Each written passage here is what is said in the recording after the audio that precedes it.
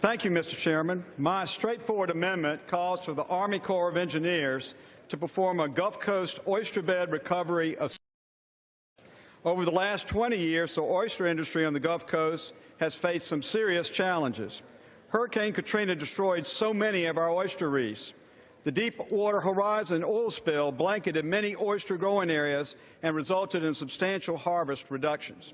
More recently, flooding in 2011 and earlier this year produced increased freshwater discharges into many parts of the Gulf and threw off the mix of fresh and salt water that oysters need to thrive.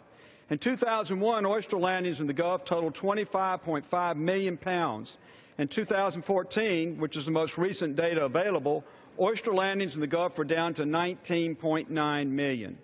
This is a dangerous decline that really impacts our oystermen and the overall coastal economies. The industry is especially important to the Gulf Coast. The oyster industry generated nearly $100 million in oyster landings by fishermen in the Gulf states in 2014. And we aren't just talking about the oystermen themselves. Having a successful oyster industry also benefits processors, restaurants, transportation, tourism, wholesalers, and retailers. Mr. Chairman, I've visited with our local oystermen, and they are really struggling. It is heartbreaking to hear their stories. This is their livelihood, but also a way of life for these Americans. We can and we must do more to support their industry. My amendment would pave the way for a partnership between the Army Corps of Engineers and the Gulf states to explore ways to improve future prospects for oysters. The assessment will address the beneficial use of dredged material and provide substrate for oyster bed development. Similar work has been done with the oyster industry in Chesapeake Bay, and it's been a great success. I also want to point out that improving the oyster beds on the Gulf will also benefit the ecosystem and environment as a whole.